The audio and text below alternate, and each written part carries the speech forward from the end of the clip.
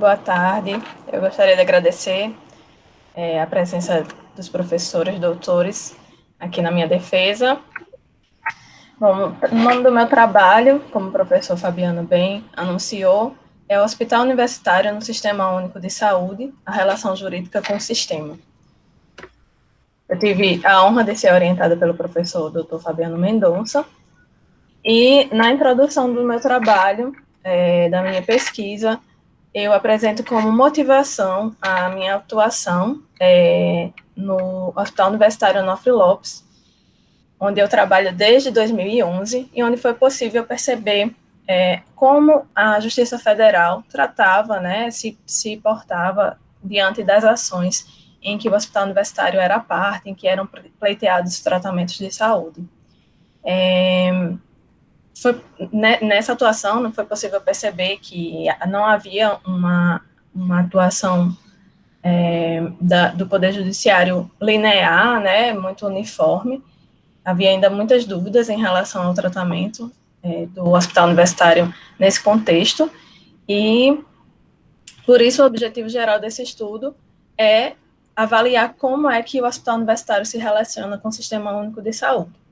E, a partir daí, ter algumas respostas, né, em relação a esse tratamento diferenciado que estava sendo dado, a depender do julgador, né, que se debruçasse sobre a causa. Como objetivos específicos do trabalho, nós analisamos o contrato firmado com o gestor SUS, a legislação sanitária brasileira, a saúde e a educação para o desenvolvimento, né, como esses dois direitos fundamentais se relacionam e como eles podem promover o desenvolvimento da sociedade. E os limites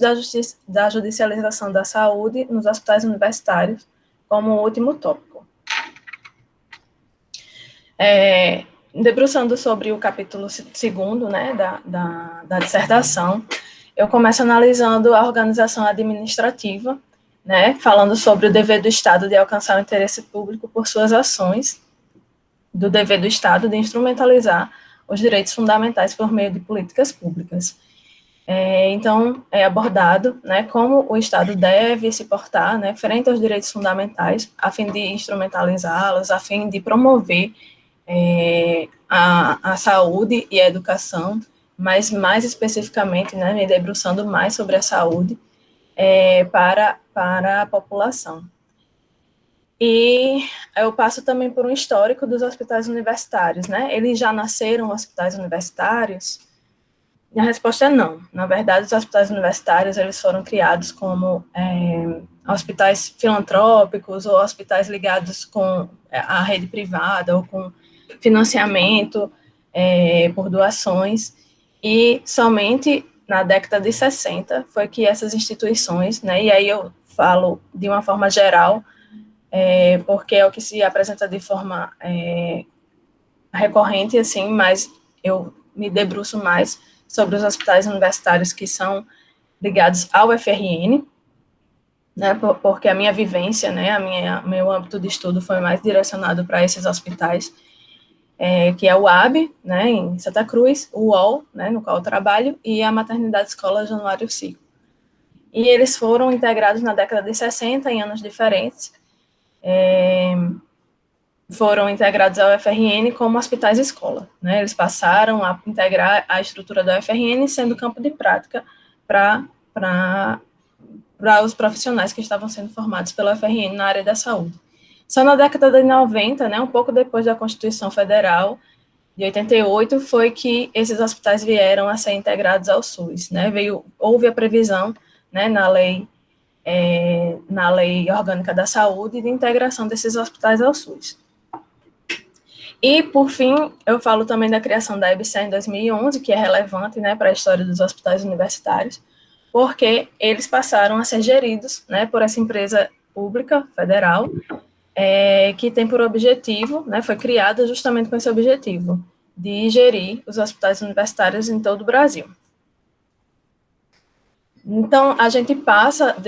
após analisar essa organização administrativa, né, que passa também pelo Decreto 200, eu passo a analisar a legislação sanitária brasileira, começando, né, pela Constituição Federal, no artigo 198, que fala das ações e serviços públicos de saúde, que eles integram a rede regionalizada, hierarquizada e constituem um sistema único, né, que é o anúncio do SUS, né, na Constituição Federal. A Lei 8.080, de 90, que ela veio para regulamentar o SUS, né, e veio prevendo no artigo 45, que os serviços de saúde dos hospitais universitários de ensino integram-se ao SUS mediante convênio, mas ele faz a ressalva de que deve ser preservada a sua autonomia administrativa em relação a patrimônio, recursos humanos e financeiros, ensino, pesquisa e extensão nos limites conferidos pelas instituições a que estejam vinculados. Então, a Lei 8080, ela vem prevendo, né, essa integração dos hospitais universitários ao SUS, e ela fala que seria mediante convênio, o que a gente vai falar um pouco mais à frente, e também passando, né, para um nível normativo da administração, o Poder Executivo regulamentou a aplicação, né, da Lei 8080, por meio das políticas, né, das políticas públicas, no caso aqui as mais importantes para o nosso estudo, a Política Nacional de Atenção Hospitalar e a Rede de Atenção à Saúde, que ambas são previstas na Portaria de Consolidação número 2, que ela reuniu, né, várias portarias esparsas, né, que existiam sobre a regulamentação do SUS, e aí o Ministério da Saúde unificou todas essas portarias em uma só, e essas duas políticas, elas trazem também importantes previsões acerca de como os hospitais universitários integram o SUS. Ainda no capítulo 2º, né, que trata da relação do hospital universitário e o SUS, eu faço análise em relação a como o hospital universitário se integra propriamente, se é por contrato ou por convênio. Como nós vimos, a Lei 8080, ela fala no artigo 45 que o HU vai integrar o SUS por convênio, né, ele menciona essa espécie, e aí eu faço uma análise sobre essa divergência, né, entre contrato e convênio, avaliando a doutrina tradicional, como previsto em Massal, Justem Filho, de que o contrato é quando existem interesses contrapostos, em geral é quando a administração contrata um ente privado, e o convênio seria mais quando existem interesses convergentes para um fim comum, com interesse público, e aí eu tento afastar, né, um pouco com a doutrina mais atual de Sanfeld, por exemplo, de que essa dicotomia, ela é muito simplista, né, ela não revela exatamente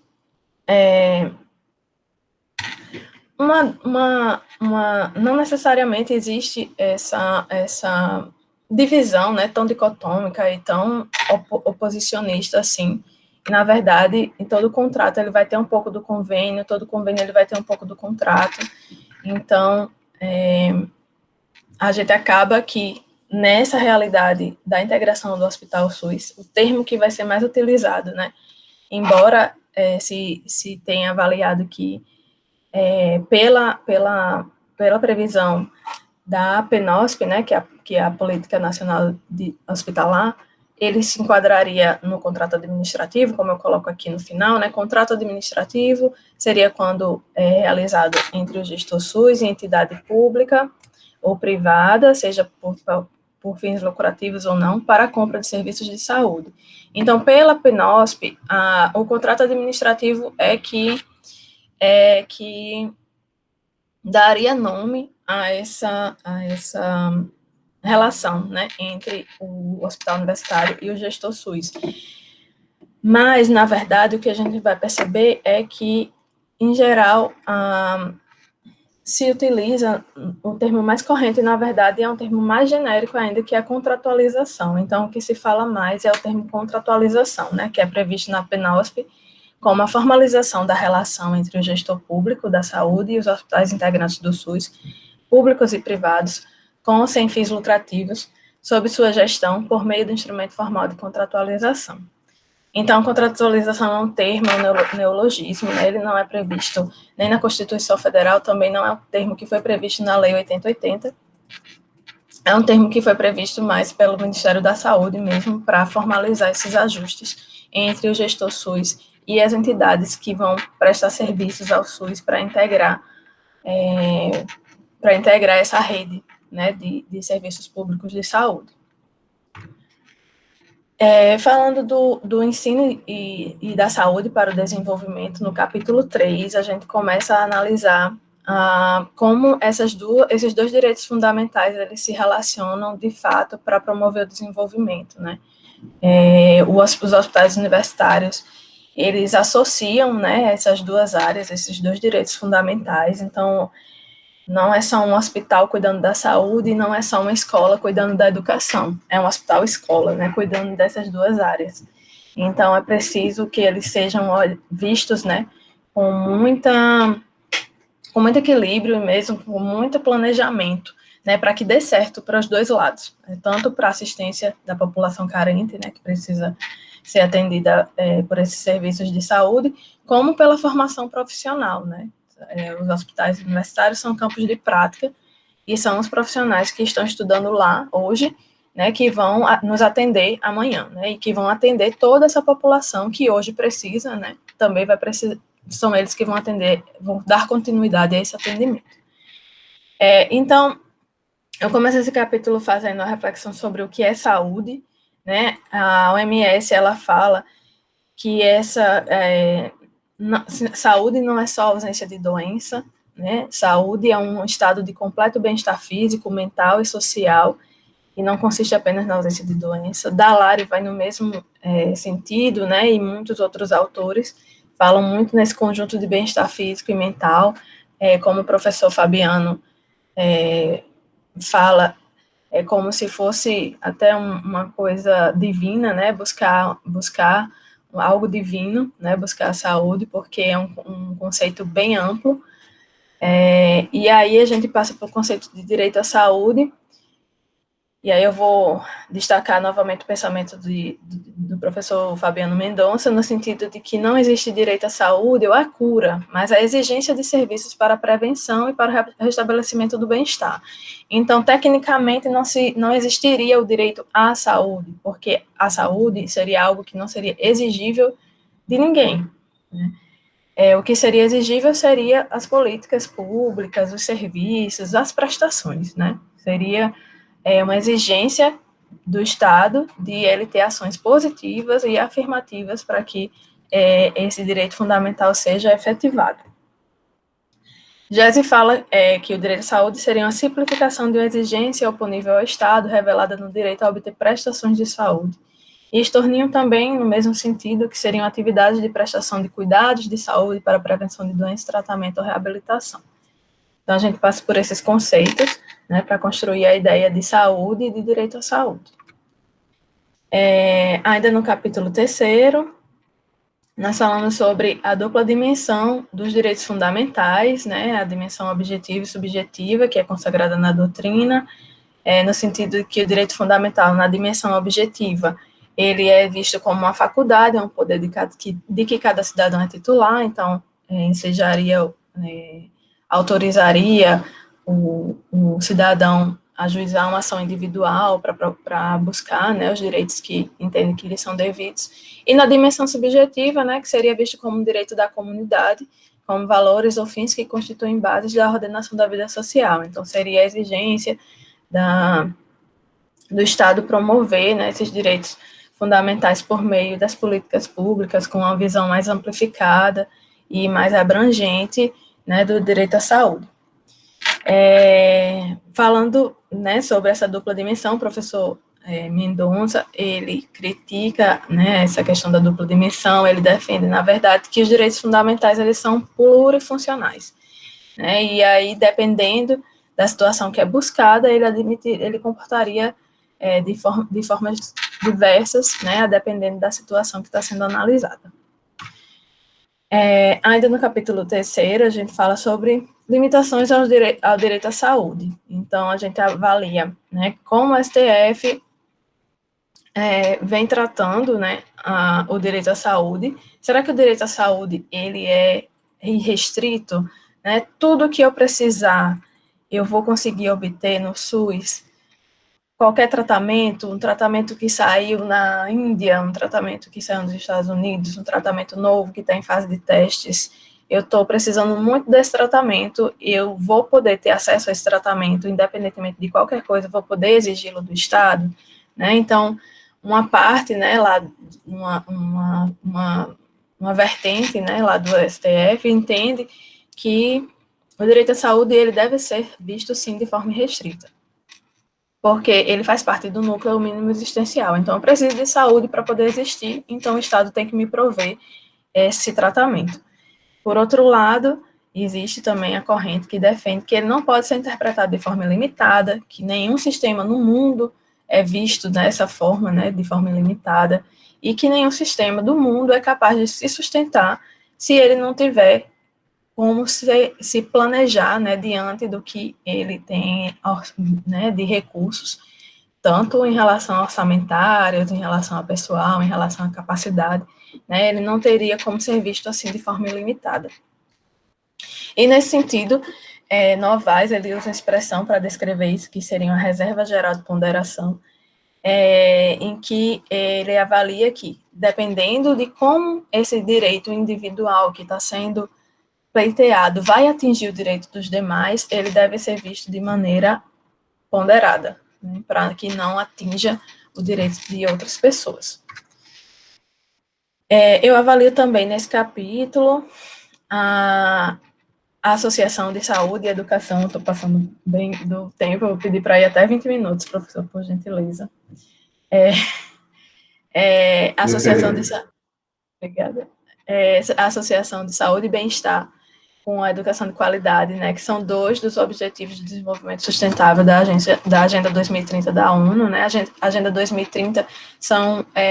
diretrizes que são buscadas pela Organização das Nações Unidas, né, e que são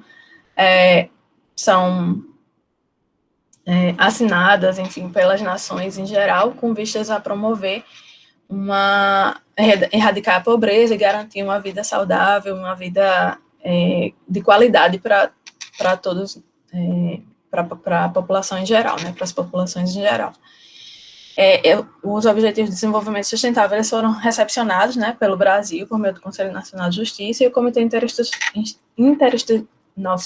Interinstitucional da Agenda de 2030 avalia, né, o cumprimento das metas. Então, eu faço também essa análise à luz dos Objetivos de Desenvolvimento Sustentável, também no sentido de agregar e de associar esses dois objetivos, né, dada a sua importância para qualquer sociedade, né? Saúde e educação são duas áreas extremamente relevantes para o desenvolvimento de qualquer sociedade. E aí eu passo pela Constituição Federal, analisando a autonomia universitária,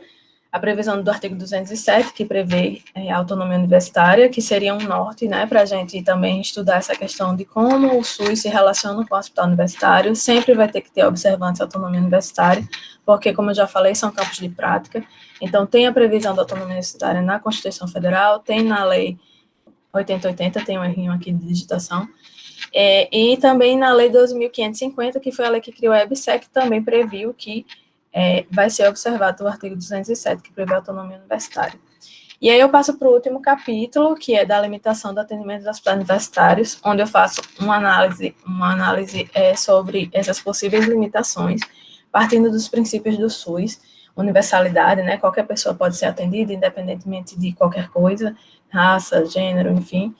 equidade e tratar todos, né, de forma igual, e a integralidade, que é onde eu faço essa análise que eu já fiz em relação ao que é entendido pelo STF, né? Integralidade, o que é todo tratamento que eu buscar no sistema eu vou obter, ou a integralidade seria o Estado se organizar para oferecer diversos níveis de complexidade à população em geral, né? Eu faço essa análise também. A visão túnel, né, do processo judicial, quando se entra com ação individual, o julgador tende a olhar para aquela ação de forma direcionada, não considerando o contexto. Eu percebo que essa realidade vem sendo modificada, mas, de certa forma, ela ainda é um pouco presente, o que reorienta o fluxo de atendimento, né, das necessidades de saúde, E também a questão da solidariedade entre os entes federativos constitucionalmente prevista na Constituição, né, que não abrange o hospital universitário. Então, a Constituição prevê, né, a questão da solidariedade entre os entes federativos, mas ela não abrange o hospital universitário. E aí eu analiso a relação jurídica, né, do direito à saúde, com base nas previsões de Miguel Reale, né, que ele fala que existe um vínculo de atributividade entre o sujeito ativo e o sujeito passivo que caracteriza a relação jurídica. No caso de uma ação em que a pessoa pleiteia um tratamento de saúde, né, eu analiso que o sujeito ativo seria o paciente, o usuário, e o sujeito passivo seria o Estado, o gestor SUS, e não o hospital universitário. O vínculo de atributividade ele seria dado pela previsão da Constituição Federal, Lei Orgânica da Saúde, e até as demais previsões que eu já mencionei aqui. A relação jurídica com o hospital universitário, ela se dá com o gestor SUS. Então, ela integra o SUS por meio, né, de um contrato, né, de um instrumento que tem uma previsão de metas, e é isso que relaciona o hospital universitário com o gestor SUS, e não necessariamente com o que a gente vê aqui com o paciente, que é o usuário, né, o utente do sistema. Aqui tem a conclusão, eu vou pular, porque eu já passei muito, né, era mais um apanhado geral, mas eu acredito que o que eu expus já tá satisfatório, assim, em relação ao entendimento da questão, mas vou ficar à disposição. Por fim, eu gostaria de mencionar essa previsão da Constituição da Organização Mundial da Saúde, que fala, né, que gozar do melhor estado de saúde que é possível atingir constitui um dos direitos fundamentais de todo ser humano, sem distinção de raça, de religião, de credo político, de condição econômica ou social. E uma previsão, um pronunciamento também do Papa Francisco, em que ele diz que pensar na educação é pensar nas gerações futuras e no futuro da humanidade. É algo profundamente arraigado na esperança e exige generosidade e coragem. Obrigada. Agradeço pela atenção, fico à disposição